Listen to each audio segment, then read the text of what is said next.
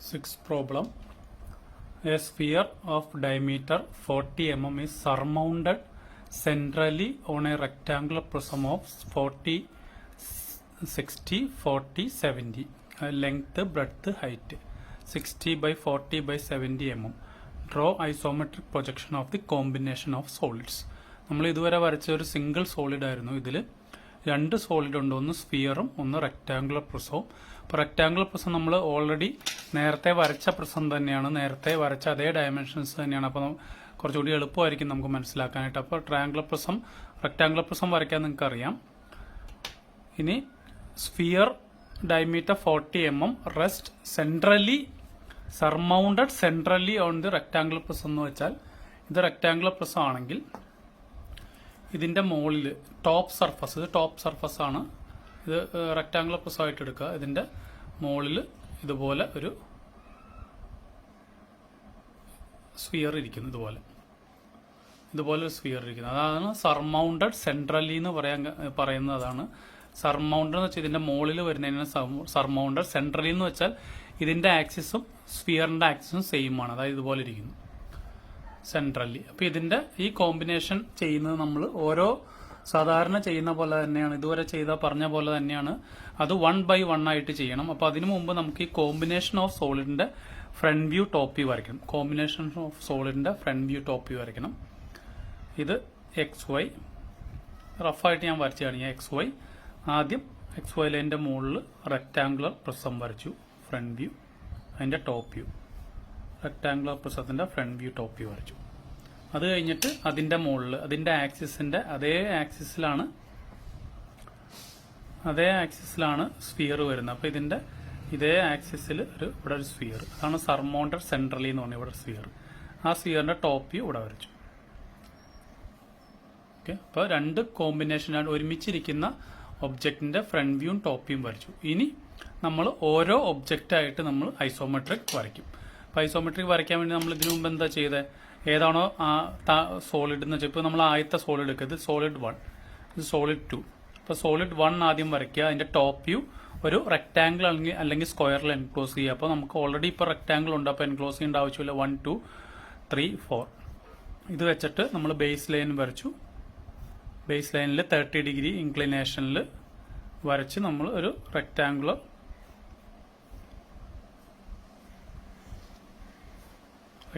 Prism വരച്ചു. ഇത് നമ്മൾ നേരത്തെ ചെയ്തതാണ്, അപ്പോൾ അതുകൊണ്ടാണ് ഞാൻ ഇത് തന്നെ സെയിം ആയിട്ട് എടുത്തത്. അപ്പോൾ റെക്ടാങ്കുലർ പ്രിസം ഇത് ഈ താഴത്തെ സോളിഡ് വരയ്ക്കാനുള്ള കാര്യം നിങ്ങൾക്ക് അറിയാം. റെക്ടാങ്കുലർ പ്രിസം സെയിം സോളിഡ് നമ്മൾ ചെയ്തതാണ്. ഇനി ഇതിന്റെ മുകളിൽ എങ്ങനെയാണ് സ്ഫിയർ വരയ്ക്കുന്നതെന്ന് നോക്കുക. അപ്പോൾ റെക്ടാങ്കുലർ പ്രിസത്തിന്റെ മുകളിൽ എങ്ങനെ സ്ഫിയർ വരയ്ക്കാം, അപ്പോൾ അതാണ് ഇനി നോക്കാൻ പോകുന്നത്. ഓക്കെ, അപ്പോൾ ഇത് ഫ്രണ്ട് വ്യൂ വരച്ചു, അതുപോലെ ടോപ്പ് വ്യൂ. ഇതിന്റെ ഡയമീറ്റർ ആണ്, ഈ സ്ഫിയറിന്റെ ഡയമീറ്റർ ആണ് 40 തന്നിരിക്കുന്നത്. 40 ഡയമീറ്റർ, 40 mm ഡയമീറ്റർ. ഓക്കെ, അപ്പോൾ ഇത് വരച്ചു. ഇനി ഈ സ്ഫിയർ ഇതിന്റെ മുകളിൽ, അപ്പോൾ നമ്മൾ ഫസ്റ്റ് സോളിഡ് വരച്ചു. ഇതാണ് ഫസ്റ്റ് സോളിഡ്, ഇതാണ് ഫസ്റ്റ് സോളിഡ്, ഇത് സെക്കൻഡ് സോളിഡ്. അപ്പോൾ ഫസ്റ്റ് സോളിഡ് നമ്മൾ ഓൾറെഡി വരച്ചു, ഇത് ഫസ്റ്റ് വൺ. ഇനി സെക്കൻഡ് സോളിഡ് വരയ്ക്കാൻ വേണ്ടി, അതായത് സ്ഫിയർ വരയ്ക്കാൻ വേണ്ടി ഒരു കുറച്ച് ഡിഫറൻസ് ഉണ്ട്. അപ്പോൾ സ്ഫിയർ വരയ്ക്കാൻ വേണ്ടി നമ്മൾ ആദ്യം ചെയ്യുന്നത്, ഏത് ഒബ്ജക്റ്റ് ആണെങ്കിലും അതിന്റെ ടോപ്പ് സർഫസിൽ ഒരു റോംബസ് അല്ലെങ്കിൽ ഇതുപോലത്തെ ഒരു ഷേപ്പ് വരും. ഏത് പ്രിസം ആണെങ്കിലും നമ്മൾ ആദ്യം ഈ റോംബസ് വരച്ചിട്ട്, ഇതിപ്പോൾ റെക്ടാങ്കിൾ ആയതുകൊണ്ട് ഓൾറെഡി റോംബസ് വന്നു, അതല്ലെങ്കിൽ റോംബസ് വരച്ചിട്ടാണ് നമ്മൾ ചെയ്യുന്നത്. അപ്പോൾ ഈ റോംബസിൽ നമ്മൾ ഇതിന്റെ ഇപ്പം ഞാൻ 1 2 3 4 മാർക്ക് ചെയ്യുന്നതിന്റെ 1 3 2 4, അതായത് ഡയഗണൽസ് ജോയിൻ ചെയ്യണം. ഇതിന്റെ ഡയഗണൽസ് ജോയിൻ ചെയ്യും. 1 3 ഡയഗണൽസ് ജോയിൻ ചെയ്യുക. 1 3 അതുപോലെ 2 4 ഡയഗണൽ ജോയിൻ ചെയ്യും.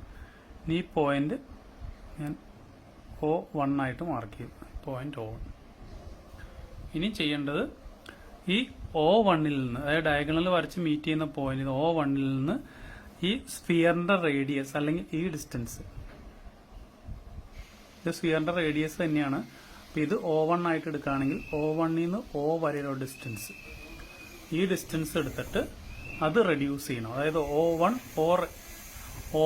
O ഡിസ്റ്റൻസ് എടുത്തിട്ട് അത് റെഡ്യൂസ് ചെയ്ത് വെർട്ടിക്കലായിട്ട് മാർക്ക് ചെയ്യണം. O1 ഒ, ഇത് വെർട്ടിക്കൽ ഡിസ്റ്റൻസ് ആണ്. O1 O ഡിസ്റ്റൻസ് എടുത്തിട്ട് നമ്മളിത് വെർട്ടിക്കലായിട്ട് മാർക്ക് ചെയ്യും.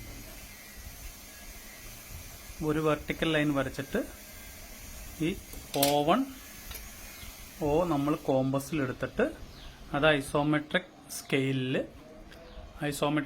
എടുത്തിട്ട് അതിന്റെ റെഡ്യൂസ്ഡ് ഡിസ്റ്റൻസ് എടുത്തു. ഇതാണ് റെഡ്യൂസ്ഡ് ഡിസ്റ്റൻസ്.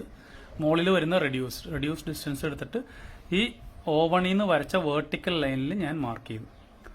O1 നിന്ന് വരച്ച വെർട്ടിക്കൽ ലൈനിൽ മാർക്ക് ചെയ്തു. ഈ പോയിന്റ് ആണ് O. ഈ പോയിന്റ് O. ഇനി ചെയ്യേണ്ടത് ശ്രദ്ധിക്കുക. അപ്പൊ ഇതുവരെ നമ്മൾ വരച്ചതെല്ലാം റെഡ്യൂസ്ഡ് ആണ്. ഈ റെക്ടാംഗുലർ പ്രിസം വരച്ചതും ഈവൺ ഈ ഹൈറ്റ് വരച്ചത് വരെ നമ്മൾ റെഡ്യൂസ്ഡ് ആണ്. അതായത് ഈ ഐസോമെട്രിക് സ്കെയിൽ വെച്ച് 82% റെഡ്യൂസ് ചെയ്താണ് വരച്ചത്.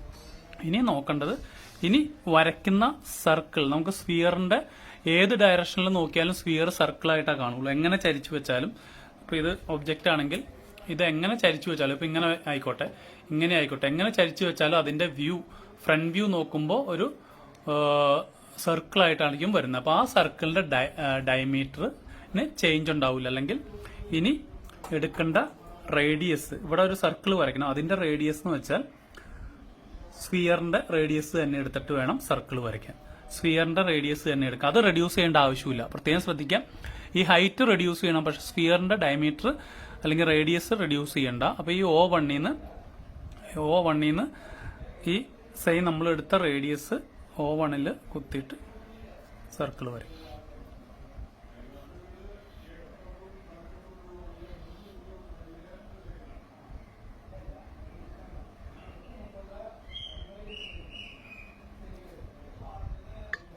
ഇതിന്റെ പറഞ്ഞു O സെന്റർ ആക്കി വെച്ചിട്ട് റേഡിയസ് ട്രൂ റേഡിയസ് തന്നെ എടുത്ത് സർക്കിൾ വരച്ചു. അപ്പൊ ഇതാണ് അതിന്റെ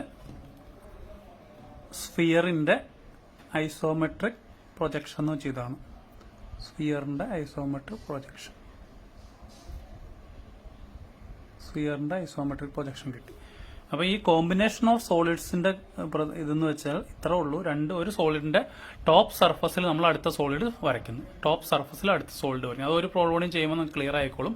ഇനി ഇതിൽ ചെയ്യേണ്ടത്, നമ്മൾ കോമ്പിനേഷൻ ഓഫ് സോളിഡ്സ് ചെയ്യുമ്പോൾ ഈ മുകളിലത്തെ സോളിഡ്സ് വെച്ച് കഴിഞ്ഞാൽ താഴത്തെ സോളിഡ്സിന്റെ കുറച്ച് ഏരിയ നമുക്ക് ഇൻവിസിബിൾ ആയി പോകും. അപ്പൊ നമ്മൾ ഓൾറെഡി തിന്നായിട്ട് വരച്ചാൽ മതി ആദ്യം. എന്നിട്ട് ടോപ്പ് സർഫസിൽ വരുന്ന സോളിഡ് വരച്ചതിന് ശേഷം ഡാർക്ക് ചെയ്താൽ മതി. അപ്പൊ ഇതിൽ നമ്മൾ മൊത്തം ഡാർക്ക് ചെയ്ത് വെച്ചിരിക്കുകയാണ്. അപ്പൊ ഈ സോളിഡ് കാരണം ഇവിടുത്തെ ഇത്രയും പോർഷൻസ് ഡോട്ടഡ് ആയി പോകും. ഇത്രയും ആ റെക്ടാംഗുലർ പ്രിസത്തിന്റെ ഇത്രയും ഡോട്ടഡ് ആണ്. അത് ഡോട്ടഡ് ആക്കി മാർക്ക് ചെയ്യുക. അത് നമ്മൾ താഴത്തെ സോളിഡ് മാത്രമാണെങ്കിൽ നമ്മൾ ഫുള്ള് ഡാർക്ക് ചെയ്യും. ഇതിപ്പോ മുകളിൽ വേറൊരു സോളിഡ് വന്നു. അപ്പോൾ ഇത് തിൻ ഡോട്ടർ ലൈനായിട്ട് വരയ്ക്കും. ഇത്രയും ഈ സർക്കിളിന്റെ അകത്ത് വരുന്ന പോർഷൻ മാത്രം.